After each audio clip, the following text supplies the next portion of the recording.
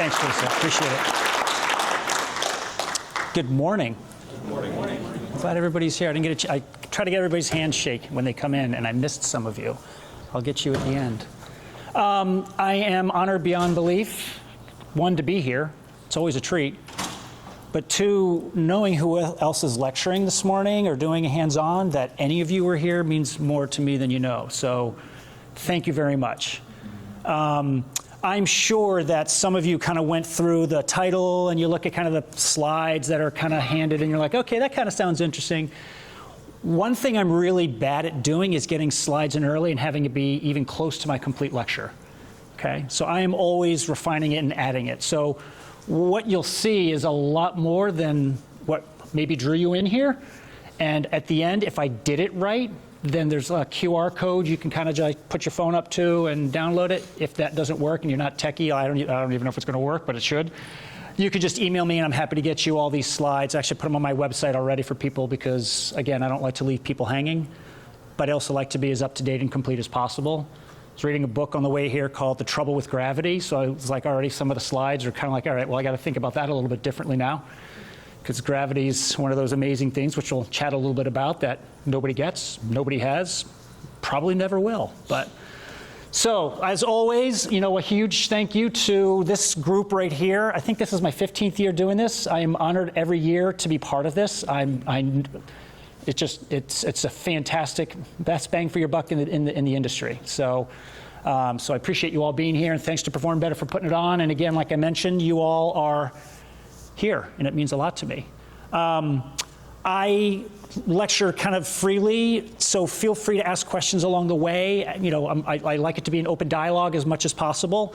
I'll cover some things that might seem a little bit off the beaten path. It's kind of the way my brain works. I've been in the industry for a long time. I love what I do. I learn every day, and I do have a tendency to look at things a little bit differently, which is why I do what I do for the work that I do. I see clients in a studio at my house. A lot of them have had a lot of pain for a lot of years, or have had some real complications and haven't had success with other models. So sometimes it's really doing, reprogramming their system and getting their whole body to function differently than their brain and body are used to. And other times it's being able to have them learn to be able to manage the things that they want to do from a performance perspective, which can be anything from high-level performance, consulting with other teams and organizations, to being able to perform sitting at their desk and not being in pain all day, which is not a way I want to have people perform, but it's a sad reality. So a few things. So number one, do you even get it? Like, does anybody really get gait? Like, I just did like a quick scan. I did Google search of gait analysis, and that's like, I just screenshotted that. The number of books that there were beyond that was just forever. Like, it's broken down to the nth degree for something that I just did one of them. Just did another one, right? I mean, it's pretty fascinating, the degree that things are broken down in a great way. It helps us understand things a little bit better. Gives us some context about things that we should be seeing and what the norms are. And if I looked at every single one of you walk, it would all look just a little bit different. And there's lots of reasons why. And we'll talk about a bunch of those. So when I say, do you even kind of get it? It's like, we sort of have an idea of what it's all about. But there's a lot of things that we have to manage along the way, including the fact that we are inherently unstable. Please don't ever forget that. It's how we're arranged. You ever heard the phrase dead weight? What does that mean? Like, if you pick up a sleeping baby or it's like flops around, that's us, right? We just happen to be upright and we're pumping and little signals are kind of going through our body, helping us try to manage this stuff as we're upright. But we are inherently unstable. And some of the things that we're putting into place with good intentions to try and increase our stability might actually be stiffening us up and might actually be creating more tension to the system than it actually really would benefit from. And so we'll talk about that a little bit more and break this down a little bit more, as well as in some of the hands-on stuff that I do. But don't ever forget that even with all the stuff that you'll learn this weekend, and there's phenomenal stuff that's being talked about, that deep down, we need to have people feel safe being unstable. Anybody do PowerPoints? Like this was one of the generic slides that kind of came up like, oh, introduction, great. So it just kind of was like a cool picture. Well, I chose it for this reason because it really, when we look at the gait cycle and how the fluctuations of the different things are that we measure in terms of pelvic obliquity and tilt, pelvic rotation, what's happening in terms of like tibial rotation, pelvis rotation, femur, what's happening down in the foot and the ankle. It's all these little fluctuating lines. So do you think that from one step to the next, or one stride length to the next, that it's going to be the same every single time? No, it's going to look kind of like that. A mishmash. Why? Because we are inherently, everybody now, unstable, okay? Cycles, forces, and pumps. Oh my. I think I actually have 2 Wizard of Oz references in here, so we'll see the other one a little bit later on. So what are cycles? We got start and finish, beginning and end. We got transitions that take place. You got kind of like midway. The human system, we've got a ton of cycles we're constantly going through. And some of them are things such as the daytime, nighttime cycles, right? You got your sunrise, you got your midday, you got your sunset, you got transitioning back into overnight stuff. We've got Krebs cycle, we got cerebral spinal fluid flow cycles, we've got menstrual cycles, we've got all types of cycles. We got a breathing cycle that we do, hopefully pretty regularly. Most people not as well as they could and or should be. And we look at cycles as something like this, a nice clean circle, because that's how that comes up on the PowerPoint, right? And that's what we all like to see, nice clean circles. But very few cycles are actually really symmetrical, including anything in the human body. In fact, very little is symmetrical, including everything in the human body.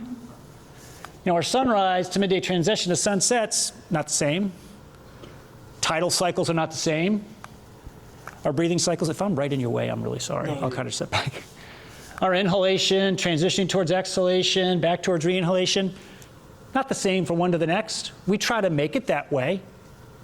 We try to teach it that way because symmetry is good. We'll build on that in just a little bit. But keep in mind that cycles aren't necessarily start to finish, beginning to end, the same on one side as they are to the other. Don't forget those fluctuating lines with the gait cycle, okay? People are like, what about pedaling? Well, no, because the chain's on one side.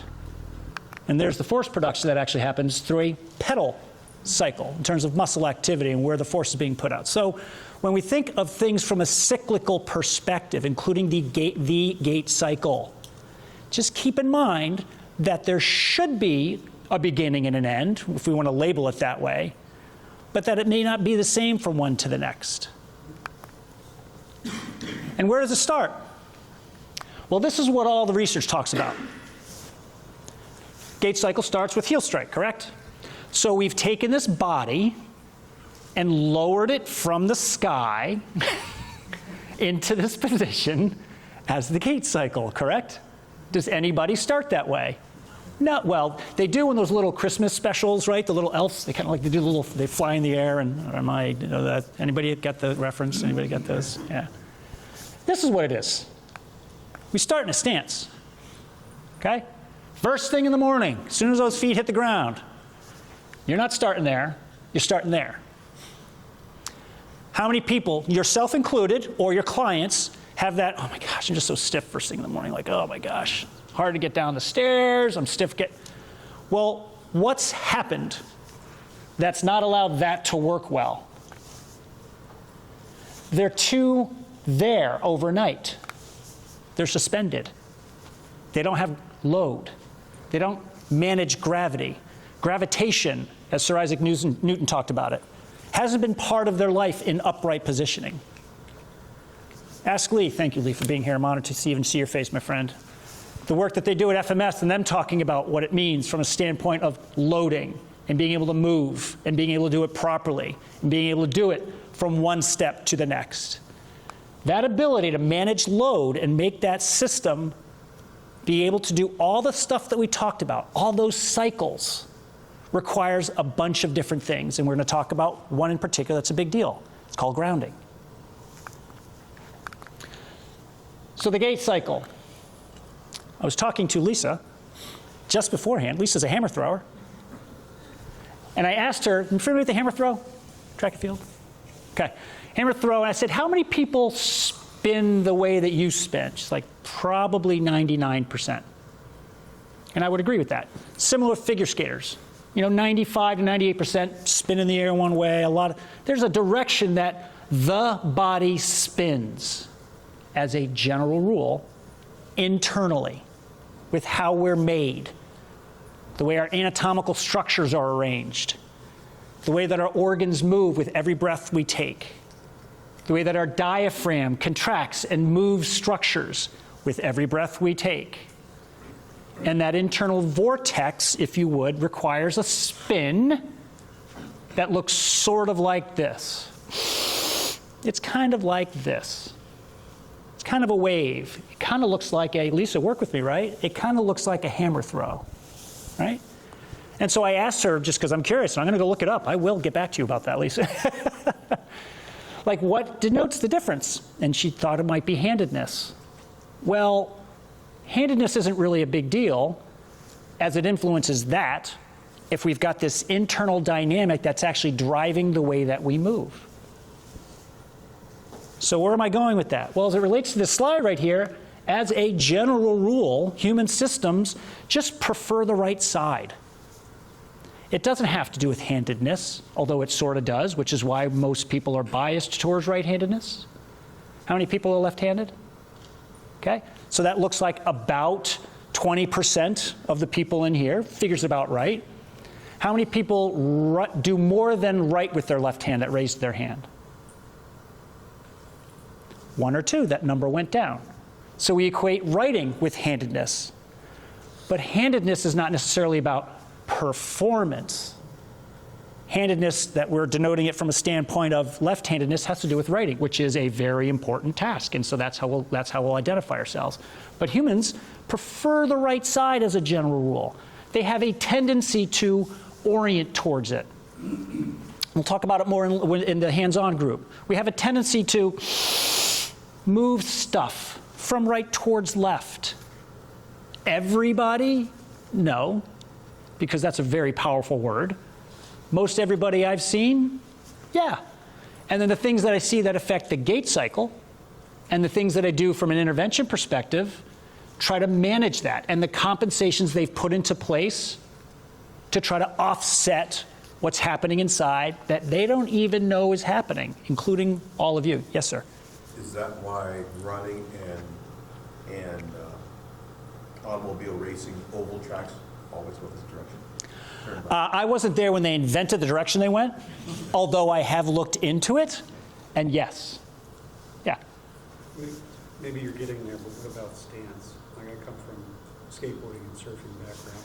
And yeah. There's definitely, feels like more of a like 40-60 split as opposed to a 99% prefer going regular yes. versus goofy. Did everybody hear those 2 questions, by the way? So my apologies. Can you ask your question really loud? Yeah, just the direction of track and field. Well, there's cameras over here, I'm sure the person knows, but tracks obviously go this direction. They turn left. And oval tracks for automobile racing, Indianapolis or whatever, yeah. they turn left. And the Romans started this race, and they started originally straight ahead, the Greeks actually, straight ahead, and they started doing these oval things. And they kind of, I'm sure, recognized it's easier to manage that vortex if I'm going this way. It was easier for Lisa to manage that vortex doing this than it was this way, where things would have a propensity to be more open, coupled with the respiratory cycle. That is a little bit, yeah, from a footed perspective. And if people who look at right hand versus left hand throwers, do they look the same? No. That's why those southpaws are like dangerous, right? It's coming at you really kind of funny. And does the goofy foot versus the regular foot look the same? Not quite the same. They manage it the same really well. But if you look at a lot of the research, I won't go too much deeper into this, but just to kind of talk about, just to kind of get this idea in place.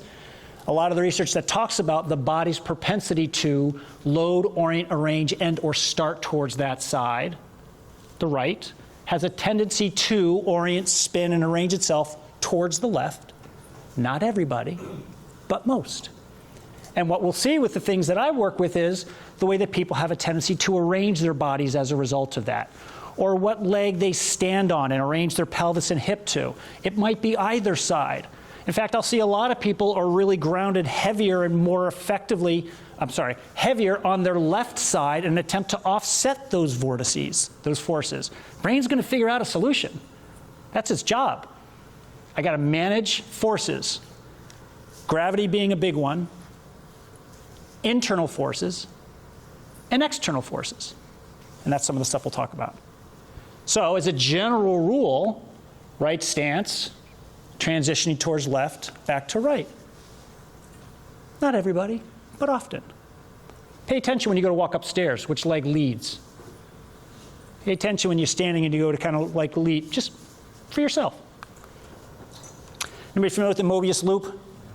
It's kind of like that's an infinity-ish type symbol, and that's reflective of a cycle, right? But something's got to start somewhere. And so I'm bringing it back to the stance, and we'll bring that up a little bit later. I'm bringing it back to the stance position that we have a tendency to arrange ourselves from to start. And then what do? And we have a tendency to then take a step. And in fact, more times than not, you're going to have a tendency to inhale while you do it. Don't even know you're doing it. Because structures will follow expansion. There's room to move into. It's one of the universal principles. I won't go into the expansion of the universe and all that, but it's a fun dialogue. So, never understate the power of the force. Of course, all kinds of movie references in here, right? So what are some of the forces during gait? And again, I'm not going to go too deep into the science of this. There's a lot of information out there you can look at. But these are things that we're constantly managing from a force perspective. The gravitational force being one, constantly pulling us. Can I ask you a really large favor? If I ask you periodically, just tell me what time it is. Yeah, I got you. Thanks. Normal force, it's the stuff we're managing all day long. Frictional force is the ground in a good way, producing friction one way, one direction, and producing friction the other way, coming back the other direction. Okay? We've got some horizontal forces that we're dealing with, as well as some of the ground reaction forces, which we'll break down a little bit further. This guy was pretty smart, I got to tell you. Okay? The more you read about Sir Isaac Newton and what he did, pretty fascinating. And his understanding and work that he did as it relates to some of these first laws and principles of movement and forces, that law of inertia. An object at rest will remain at rest. Well, guess what? Our brain is constantly trying to strategize convenience. It wants things to be easy and comfortable. You're going to sit a certain way because it's easy and comfortable and, frankly, familiar. And in fact, a lot of times the brain's kind of like saying, just sit. Take it easy. And unfortunately, later on in life, that happens far too much with people, right? Like they fall victim to that. But an object in motion will remain in motion unless something begins to kind of have a tendency to say, no, let's not do that. But what are some of those things that might affect that? Well, since walking is falling, right? Dead weight falling forward, that we're constantly trying to manage those forces, what the system is trying to put into place is saying, what do I use to manage that force? And there will be a lot of compensations that people put into place. Many of them are coming from the back. I'm going to hold on from the back. My back muscles will keep me from going forward. My tight hip flexors, my psoas, that are pulling me forward because I don't keep my center of mass centered on top of my body to keep my center of gravity right underneath me. So I can't push when I walk. I'm being pulled when I walk. Can you see that? It's a lot of people. And unfortunately, a lot of people's center of masses is increasing, correct? And changing direction. And I'm not even trying to be joking about it. I mean, we can laugh. It's kind of funny. But guess what? That's a thing. Ask any pregnant person or who's gone through pregnancy. They'll tell you. But these are the things that we need to really think about how to manage, and we'll talk about some of the strategies to deal with that. You know, the acceleration of an object depends upon the mass, explains how the velocity of an object changes when it's subjected to external force. Force equals mass times acceleration, yada, yada. I sound super smart saying mathematical symbols, but that's not where I'm going with this. I'm going to talk about, what about the internal forces? What about that internal force that says, oh my gosh, I've got this object I have to step over? What about the internal forces that are saying to me, I'm in front of a bunch of my peers. I got to carry myself a certain way. So I'm going to walk differently. Or I'm going to enter a room to try and denote some degree of confidence and comfortableness. Or I'm actually not. I'm not in an okay place. So I have a tendency to walk in a much more feeble way. Those are all powerful internal forces that drive the way that we position ourselves and the behaviors that set us into place. What about external inputs? We don't think much about some of the stuff that we see out of the corner of our eyes. You know, we have a tendency to maybe cross the street a separate way when we're doing things based upon how traffic is or how people are. We have a tendency to arrange ourselves differently based upon sounds that we hear. We're going to move away from that construction. It's going to change the way that we walk. It's going to change the way our change of direction takes place. So there's a lot of internal and external forces and inputs that will drive us and position us and arrange ourselves in a way that we have to navigate.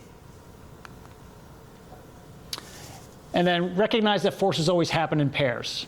When any two objects exert force on each other, there's an action force and a reaction force. Sled pushes are a good example of that, right? Or anything where you're pushing, which we're going to definitely talk a little bit more about in the hands-on section. So with an action and a reaction, we got the force that's happening on the foot and we got the force on the ground. The feet pushes the ground backward to move forward. The ground pushes the feet forward. That's the reaction until that other foot hits the ground. Now it's just the opposite.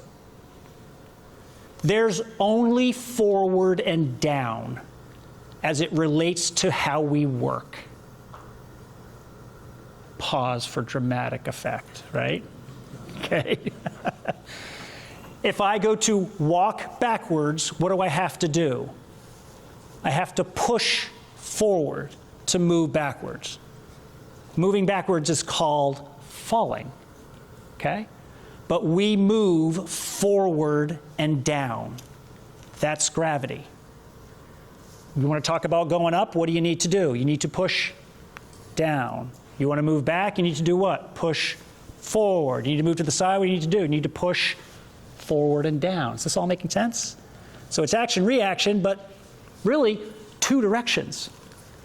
But that being said, which again we'll talk a little bit about in the hands-on, backwards matters to me a lot because people don't do it. People need to be retro, man. Let's go retro. People need to learn to manage those forces and collect them and change their orientation inside us. Oh yeah, and be able to then maximize breath to stabilize that mechanism. There's something called locomotor respiratory coupling, meaning the way that we breathe when we walk and or run, and how it is powerful influence on how we walk and or run. Or how we walk and or run influences how we breathe, and so on and so on. But I'll always bring it back to, well, I'll pretty much always bring it back to the breath because that's a driver for a lot of the stuff, and we'll talk a little bit about that in a minute. So pump it up, right? So here's some of the pumps that happen. We're full of pumps. That's our system. That's how we work, okay? So we look at that pump handle up and down, and if you look at the mechanism that's taking place inside here, can you appreciate that that's pressure related? That's how the fluid's being drawn up. Does that make sense to people? Okay. So that correlates to the pump handle that we have on the front here called the sternum during inhalation, which inhalation, exhalation, inhalation, exhalation. Can you see that that's drawing our guts up and down? Can you appreciate that our fluids are being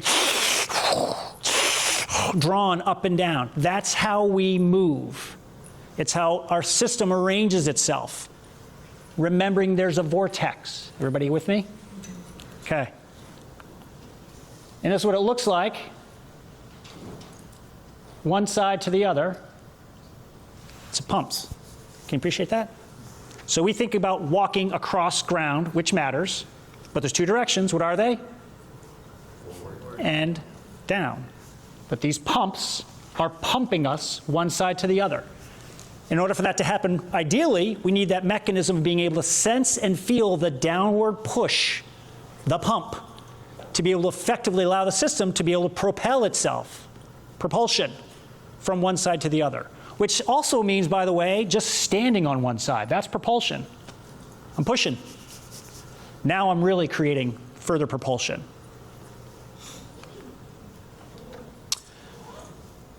Those arms were made for walking. I won't ask for hands, but if you had a choice between having your legs cut off or your arms cut off, graphic, right? I mean, people a lot of times be like, man, I don't want to have my arms cut off, man. I want to be able to get around. Anybody ever see that Seinfeld episode with Molly Shannon where she walked without her arm swinging? I have it there. I could pull it up and play it, but I'm not going to do it. But it's pretty funny. But you should think about swinging your arms because you kind of look like a caveman. You know, she was joking, but can you see what this looks like? Oh, I'll get around all right. But look at everything from here up. What's moving? Nothing. I'm moving across the ground. I'm going forward and only a little bit down. If I had my legs lopped off, how am I getting around? That's pumping. Does that make sense? That's propulsion. That's respiration. That's cerebral spinal fluids and guts moving up and down. This is getting you from one place to the other. It's maybe not to think too much about that arm and leg cutting off thing, but you get the idea, right? Arms are the number one thing that I spend time cueing with people I work with when I'm working on their gait. The number one, hands down, without a doubt. You'll make more impact on changing someone's gait that you're working on by working on arms. Really big deal, okay? And we'll talk a little bit about that again in the hands-on section. Sorry, got to keep going here for a second. Our arms are tied to our breathing as well, okay? So everybody sit on the front edge of their chair, please. And just bend your elbows 90-ish degrees. Don't be stiff, don't be tight. Just sit with your feet flat on the ground. Don't think. And just move your elbows forward and back. Just don't think, don't change anything. Just make a note of what that feels like. And then relax. This isn't good doing anything, it's just really fun to watch all you do that. Do the same thing again, but this time just deliberately, not forcefully, but deliberately breathe in and out of your nose with your tongue on the roof of your mouth.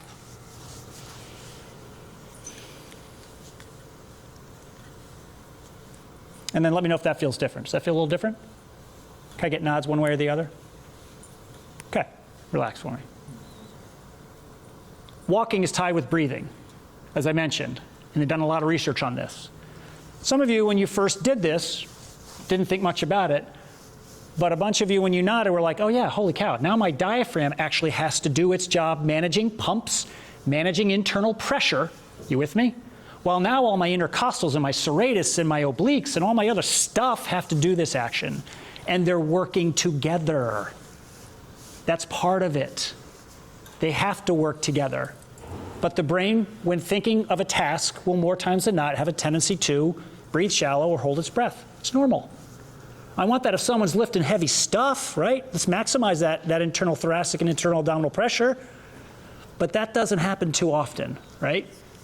But a lot of people are doing that all day long, in particular in today's world. It's about turning. So forward and down we talked about, correct? But we actually have to turn into the ground. So it's forward and it's down, but it's always rotation. If I do this with my foot, what movement is that? Pronation, okay? Pronation gets a bad rap, okay? Oh, you overpronate. Well, pronation's really pretty good. We want to control it, but if I'm pronating down there, do I want everything to pronate? No, okay? So we have to have some things that are going to be going the other way. And we're going to have some things that are going the other way. You with me? In order to properly get ourselves to move forward and down. So we have to turn into the ground, but with control. So we have to have what's called relative movement.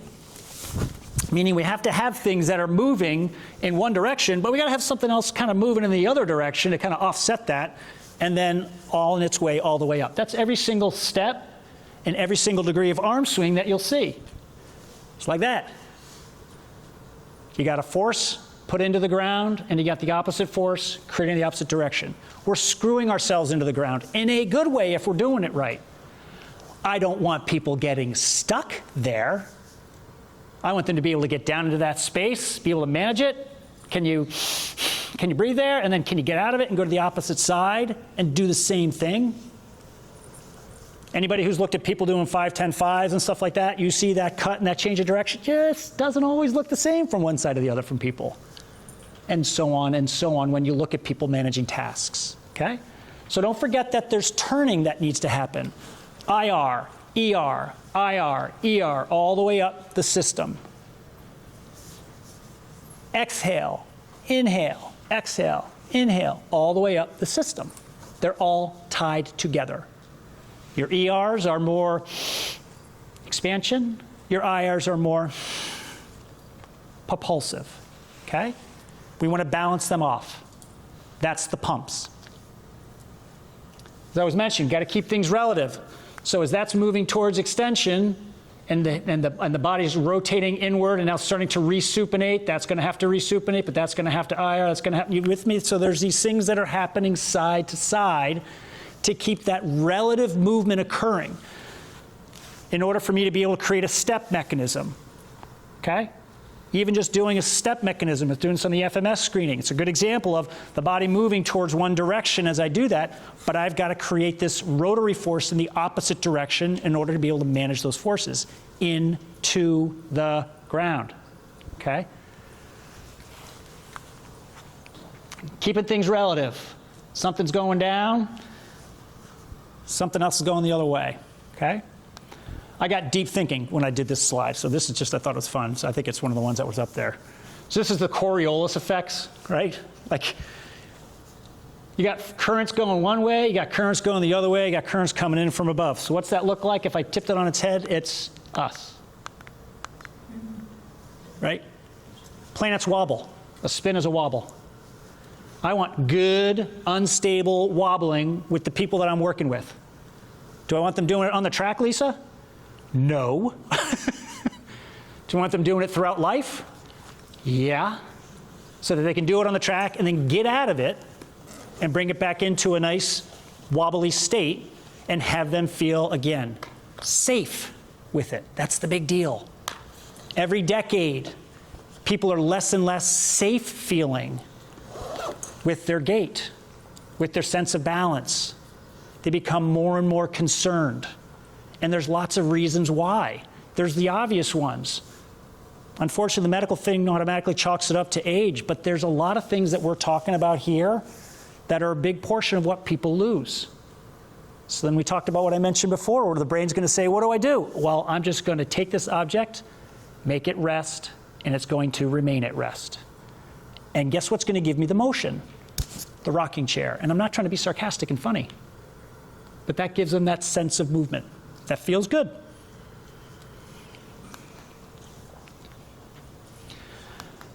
So, grounding is a very, there's a lot of depth to grounding, right? Okay. So, it's a lot of meaning to it. I love all the meanings to it. Okay? It's psychological, emotional, spiritual, sensorial. It's temporal. It's about time. There's elements of the compression. It's cohesional. And I'm going to talk about that in just a little bit more extensively. What does cohesional mean? It means the ability of things to compact together. That's us. You with me?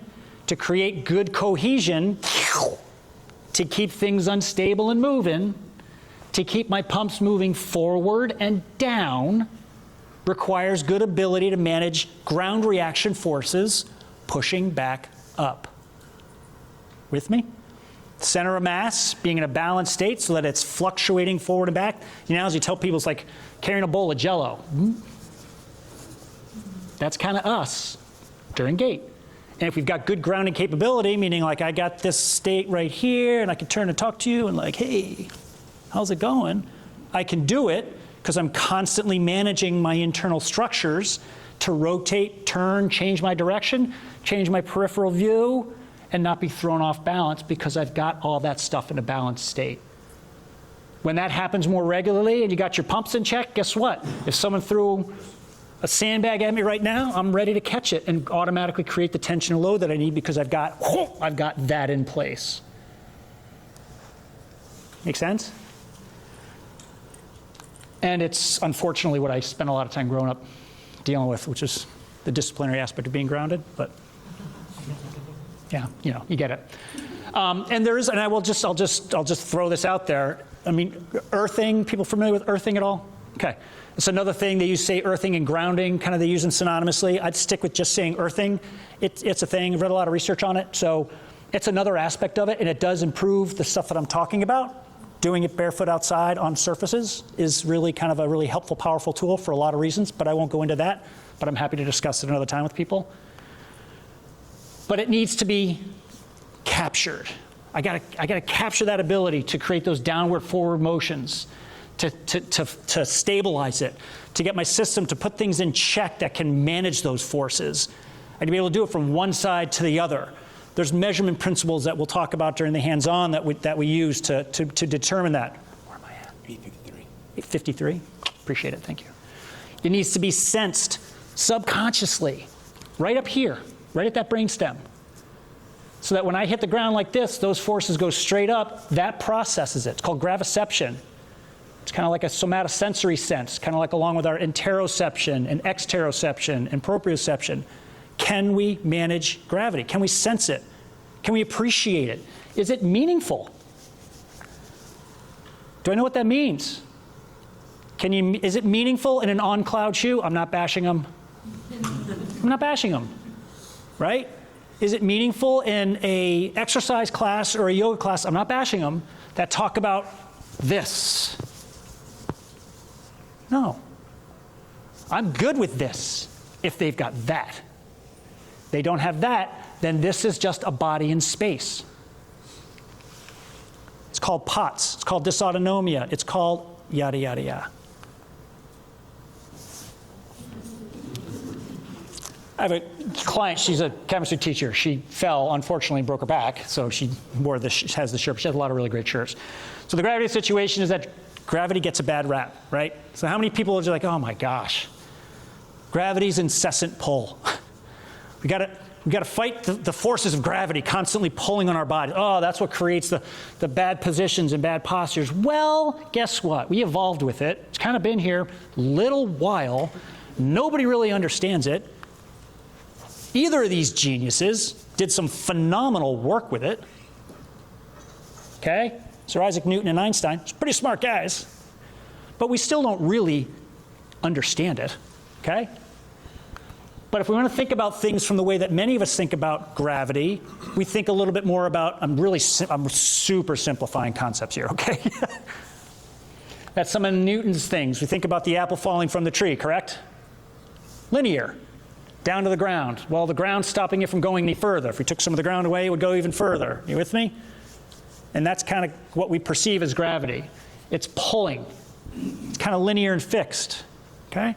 This guy looked at it a little bit differently. He talked about it from a space-time perspective and curvatures around planets. I know I'm going deep, but just work with me here.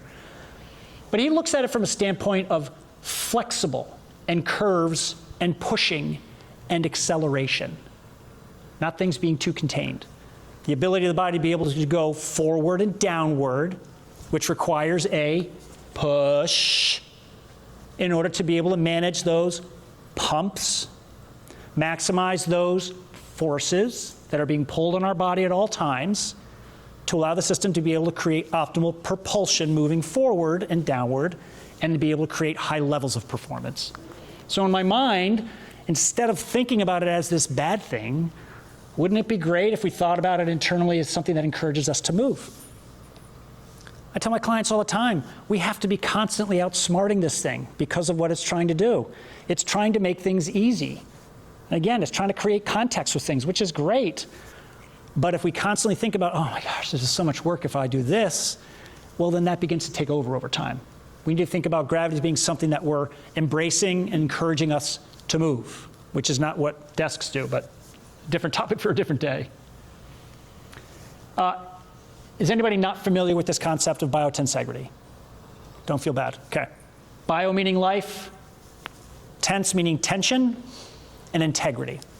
Some of the work of Stephen Levin and some other people have done some phenomenal work with it. It talks about basically the way that our system has structures that are in life that are creating tensile forces on our body. And that if I do this movement right here and I come back to this movement, those tensile forces coupled with a little bit of processing, was able to say, I got you, I'm not going to let you fall over, and I'm going to be able to slingshot you back. So it's fascial connective tissue integration. It's processing of things feeling like where they are in space. There's somatosensory elements to it. But it's that ability to manage those biotensegrity forces that kind of look like that in terms of, like, if you want to say, linear building blocks of the way that the body works, if you would.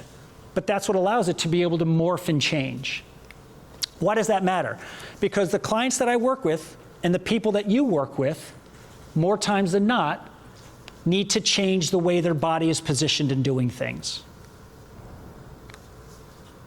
They cross their legs a certain way, they stand a certain way, they push a certain way, they sit a certain way. There's habits and patterns and routines that they're in. Well, guess what? Structures change. Bones bend, believe it or not. Spines turn, ribs bend. Cranial structures, look at x-rays and look at different imaging. You'll see bent bones and bent structures into positions because that's where the body's putting it. That becomes your new norm. And it's okay because it's a compensation and a strategy that the body put into place until it becomes a problem. So what we want to do is talk about ways to maximize, again, some of the stuff that we'll talk about in a couple minutes that allow the system to be able to say, I need to change the way that it's positioned, and therefore morph it, get it to change the way that it currently does stuff, and literally change the way some of it looks. Because I've taken pictures of people when they've come in a seated position and taken a picture again afterwards, and their body position is different, and I didn't ask them to do anything different. I'm not doing this. I'm just trying to say we rearranged stuff. We maximize the stuff that we're talking about to get it to change how it's positioned, utilizing these principles. Anybody familiar with this word, hydrobiodynamics? Probably not, because I made it up. I like the word because it speaks a lot to how we are. We're fluid. Baby coming out of the womb has been floating in fluid. You with me? We're 100% fluid when we're born. And that changes over time. I'm not ignorant of that, but there's still elements right down to our bones on the molecular level that we are fluid-based. So that's the dynamics that I'm trying to manage to manipulate structures to make them look and fold and bend and change. Think about that as kind of like an internal structures to be able to maximize that length-tension relationship, but we need the ground to do it. This is what I'm working on. I'm working on taking these cavities, stacking them, getting the body to then be able to manipulate them via breath, maybe via a position change of some kind, maybe a rotation of some kind, but with downward forces to be able to create the system's ability to then say, can you breathe there? Because the breathing is going to change the way that you perceive it.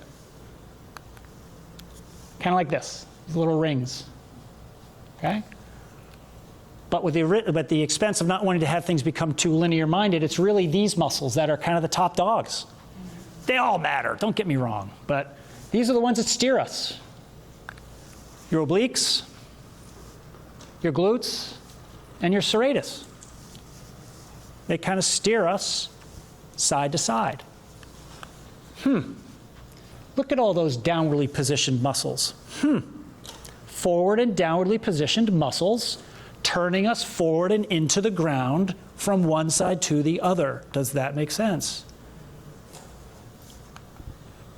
From the side, kind of at an oblique angle, because it's about a turn. And it's about rotation. And it's about maximizing that cycle. That I want for deadlifting heavy weight. That I want for life. Because when the wind blows, that'll adjust. That won't move, right? But that'll adjust, that'll wobble, that'll give. That allows me to do tasks more effectively. Now, grounding does not equal tension. It's not tension I'm looking for up here. But the grounding does have some tension associated, which is called surface tension. Inside our structures, we have these cohesive qualities. You with me? Surface of water has a little film to it. People appreciate that? That's us. Inside us, we got a lot of these things that are, I'm trying to make it sound really graphic, but you get the idea. That's what it's like inside. It's suction, cohesion, pulling things together, compacting them in a place that that dead weight is now compacted in a way that can move most effectively. And those surface tension elements kind of look like that. That person right there has been doing this so long, he knows exactly where he is in the water. And he's gliding on that surface, creating relative movement. As he's moving one way, those fluid dynamics are going totally different direction, allowing him to move, Bruce Lee, like water, okay? And then I have to put this picture in because I'll put it anytime I possibly can because it's really a phenomenal picture. Because fluid can bend. I know that sounds really odd, but that's us. When it's compacted and held and we maximize those surface tension qualities, that's me doing this and this again. Because I've got those fluids managed because of my Biotensegrity concepts. That's allowing me to maximize how I ground it, to compact it, to pump it, to then move it forward from one side to the other. It's like suction, okay? And again, plus octopuses are really cool. So there's a group called Applied Integration Academy that's doing some really great work. They have a course called Gait and Grounding. So if you're interested in learning deeper about some of these things, it might be worth kind of looking into some of their work. But this is kind of their concept of what they call respiratory neurodontics, fancy way of basically saying, I want those domes stacked on top of each other. I want those octopus suction cups allowing my body to be here so that if I'm going to step, I can inhale, I can exhale, I can do whatever, but I'm not going to have to change my body position to try to manage those internal forces that are constantly manipulating my structure. Arranging these domes and holes and cavities in a stacked position on top of each other to allow for expansion and compression and alternation, to go from one side to the other, completely from one side, completely to the other side. This is not going completely from one side to the other, right? This is Molly Shannon and Seinfeld. This is not going from one side to the other. This is not going from one side to the other. Arm swing's asymmetrical, look at the research. Left arm has a tendency to swing more in many humans. So a core principle is can I compress it? Can I ground it? Can I occupy that space? Can I breathe? Can I escape? To go to the opposite side. Okay? We'll be going through this in the hands-on. This is a grounding performance test. Pretty easy to do. You don't have to be a PT to do this, but it's just a way to kind of have them correlate their sense of what their body's doing in terms of pushing the ground and sensing grounding's input to the brain and the body versus what you feel when they actually try to produce that force. And it's very common for it not to be what they think it is. And it also helps to dictate some of the interventions that we actually introduce into what side do we need to start with. Here's some of the things. 906. Awesome, thank you. So here's some of the things that we'll do, some different types of things. And again, I'm not going to go into the nuances of all these, but these are some activities. This was me kind of like in the middle of the video. I just started screenshot, sorry. But these are things that we do to get the body to learn to create a turn, let's just say, into one side that needed that particular attention. This particular one, so all these pictures that I'm going to have coming up now that I'll just talk briefly about are, let's just say, assuming my right side needed more grounding sense based upon that assessment. Does that make sense to people? Okay. So this is working on that top knee's forward of the bottom knee. That top arm is reaching forward, turning me to which side? The right. Which side's on the table? The right. So what side's best grounded now? The right, okay? And then maintaining that, and we'll talk about it in hands-on, and being able to breathe. And it's not just breathe, it's maintaining that compressive suction and then holding that for the inhale. Not having it look like this. Not losing that. You with me? This is a seiza position in the Japanese culture. It's to sit with perfect posture is what it means. But it's a good position to get the body to stack. I got my body stacked right up on top of my ischial tuberosity. My bowl's right underneath my head. And that allows my body to be able to then sense stuff where I kind of take these out of the equation that can kind of throw off our body's perception a little bit. This is doing it on that one side. and I'm pushing into the wall. Now I'm using the wall to help to be able to create that ground to compress me down more. Oh, and then be able to breathe in that position. This would be now pushing my body from one side to the other. Again, I'm overemphasizing one side because I'm trying to simplify it and just keep it on one side. But that's the side that allows me to be able to be there to then, can I breathe there? Okay? This is a half kneeling position. Pushing forward and down at an angle, get my body to be able to compress down into the ground while my body's loading down below. Doing it on one side and then doing it from one side to the other to get my body to get this cross-referencing, to get that biotensegrity concepts of structures being able to kind of like, yep, now I got your turn. You compressed it, now you've turned it into that opposite direction. This is doing it in standing. Straight down on top of that side, compressing down, little turn of the pelvis towards that side. Shoes matter a lot. Again, we'll talk about this stuff in hands-on, because I want to create the ability to sense the ground underneath that dome of the foot. It's not about support. It's about having an arch to be able to push into something that's going to push back up against the arch to give it that feedback when I'm doing these activities, so that if I do these types of things before I go to lift, I can lift barefoot or in stocking feet, because I've got the grounding perception in place, because I put some constraints into place that give my brain the feedback it needs, that I'm like, yep, I got it, for them to be able to then do what it is they want to do, or run, or whatever that is.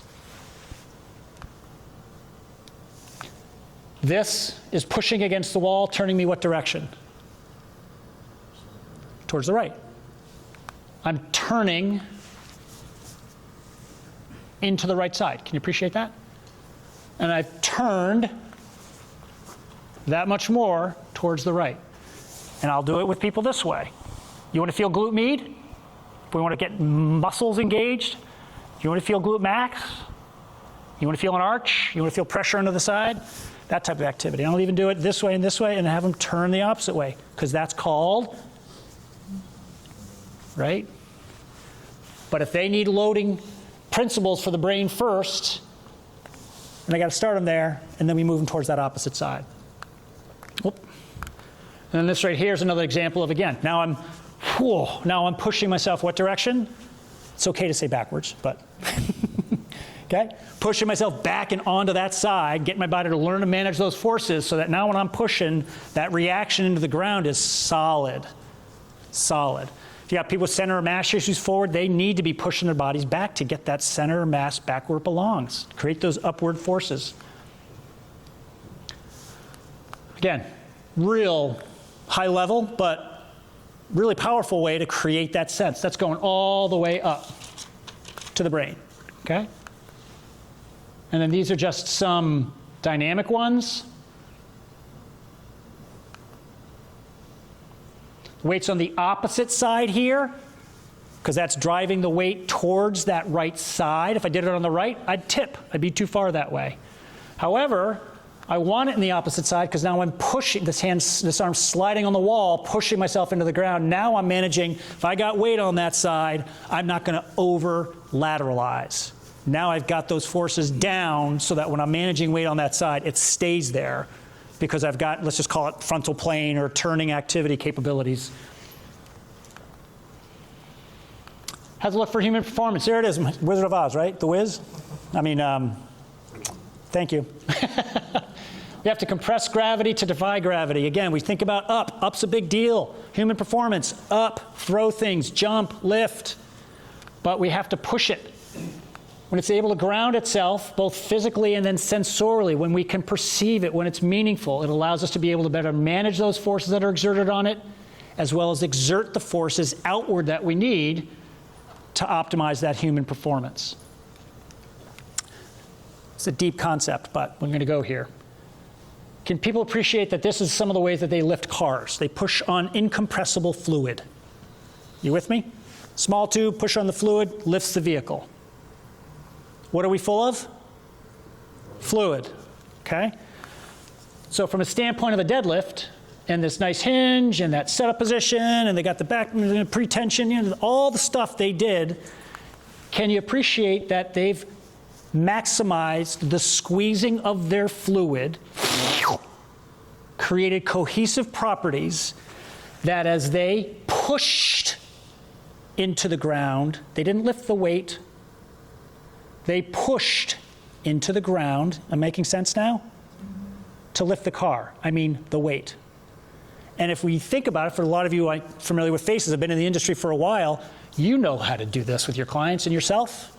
But sometimes when we change the way that our thoughts are with what we're doing at the time, maximizing those internal hydrobiodynamics, that intrathoracic and interabdominal pressure, squeezing fluid, that's being used to then create a force output.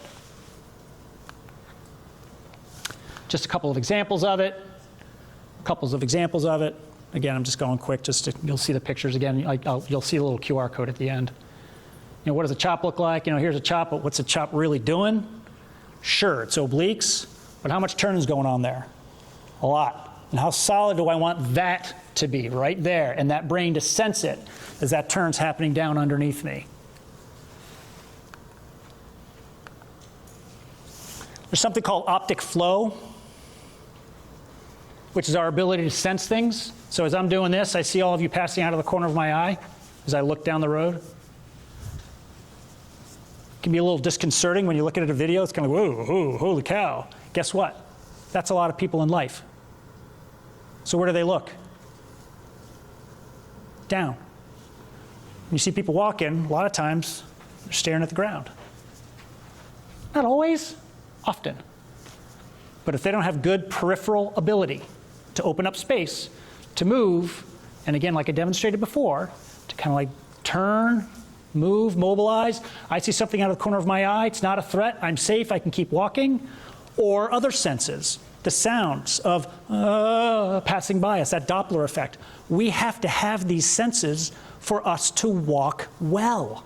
Otherwise, we will lock ourselves up. It's what we do because it just doesn't feel as safe. Or I'm not being critical, or we'll put these on, or we'll put these on, or we'll be, you know what I mean? And we're podcasting and stuff like that while we go for a walk. It's like, okay, I'm not being critical, but you're losing a lot at the same time, okay? It's like walking on a treadmill. I'm not against treadmills. They're a good way to kind of get it done in the wintertime. I live in Maine, trust me. A lot of people got to be on treadmills. It's not how we work at all. And yet I'll watch a video or I'll have something propped up at the same time. I'm not being critical, but these are just things that I work on with my clients. Behavior change. I don't want you to do it all the time, but I really want to have you do it some of the time. Take the iPods out. You know what I mean? Just be present. Make it meaningful. So I talked a little bit about this. I'll just kind of give you just 2 cents worth. They're all good in their own way, okay? They all have applications. I'm not going to bash any model or any particular shoe. What I will say is that it's unfortunate to me that this company has had such an influence on so many other companies that the same models have changed the volume underneath us. And that heel-toe drop is huge now. And that amount, I had a woman come in the other day, she got the Hokas because they were recommended and she's like, yeah, I really got to change how I do things now because I really feel myself wobbling. Well, that's the wobble that we talked about, sort of, but not really. She's walking on an AirX pad all day, right? Yeah. So I'm not being critical of it. But again, what's happened is that this change in dynamics to sell shoes, and frankly, it's hard to go back from one model, same model, as you can see, totally different shoe. So you tell your clients to get a pair of shoes that you want them to get, but you got to kind of check what they are, okay? But I want people feeling this, and I want people feeling that, and I want people feeling that. I don't love them, I'll just be honest with you. But remember that most of these are designed for walking, right? Ambulation, forward and down. But a lot of people are wearing them all day long with good intentions because they're supportive and they're comfortable and they cushion and all that, but they're not moving, okay? Tell people if you're around your house and you're doing stuff around your house, wait, I think I have this little slide. So everyone's entitled to my opinion. If you're around your house, you know what I mean? Take your shoes off periodically. Let your bare feet on the ground, please. Feel comfortable with it. Do it. Walk outside, do stuff, okay? If you're gonna be on your feet doing a lot of stuff around your house, put some shoes on after a period of time. Again, think that arch getting feedback from the ground, create contour of the ground to your foot. Don't sell it as arch support. It's not what I ever sell it as. I want to have your foot to have something to push into for propulsion, to use pronation, to be able to then push back off of to resupinate, okay? And this is just a good example of look at shoes sometimes, and they can kind of tell you. You can see this guy really wears that left side. This guy really wears that left side. So that right there kind of gave me a little clue when I lined them down on that to do that testing about what I thought I'd see, and then the tests give us an idea. So refining our message, I think these are different than what you got too. So upright versus straight. People are like, sit up straight, stand up straight. I mean, the straight is the big word that we talk a lot about. It's very linear minded. There's nothing in our body that's straight, okay? So think about things just being more stacked, more upright, okay? Get things to a range and get those domes and cavities to be able to stack on top of each other. I want people thinking about recovery. And like when we're working on good gait dynamics and being able to walk well, I want them to be able to kind of recognize you're trying to recover from the falling. Just look at it that way. And that preventing it is, sure, I don't want you falling, but prevention denotes fear, right? I've got to prevent myself from falling. And people don't even know the number of things that can actually influence it. Trifocals. It's a great example. It's like a 25 to 30% increased fall rate with trifocals, with multifocal glasses, because it's fuzzy down there, right? But it's easy, it's convenient. You really want me to get 2 pair of glasses? Yeah, I do, because it takes that much time, really, right? And usually the tasks that you're doing are being done at different times, but you try to do it all at once, you're going to be managing gravity and your body's ability to manage itself very differently. I want people to think about that compression. Compression's not a bad thing, and we're optimizing it in a way to create that cohesive qualities, that suctioning versus tensing. This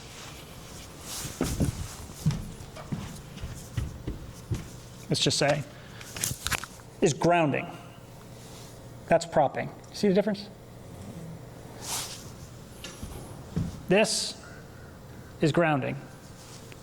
That's propping. Okay? Do I want people to never do this? No. Do I want people to do this a lot more? Yeah. Think about a canister versus the core. I don't love the word core just because it's gotten bastardized, but just think about canisters, because canisters are what create the effective means of a vessel to hold the stuff we just talked about, okay? Some further refinements, pressurized versus tighten. Where am I at? I think I'm right there, right? Oh, ran over, sorry. Balance versus rigid, periphery versus focused, references versus space, presence versus distraction. Now, 1 more minute. Compression produces compaction, creating cohesion, which improves conduction, and capillary action that optimizes coherence. I like doing this thing with words at times. It just makes me happy. So you'll get that in the slides. It's kind of fun, okay? And productive pronation produces proper propulsion for performance, right? So just some things to leave with. If you have a phone and you want to try to do that, if it doesn't work or whatever, just shoot me an email. I'm happy to send it to you.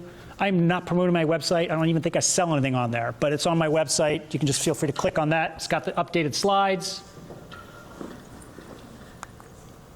Lastly, with all of these lights on me, I think I recorded this, okay? We'll see. I have my iPad set up over there.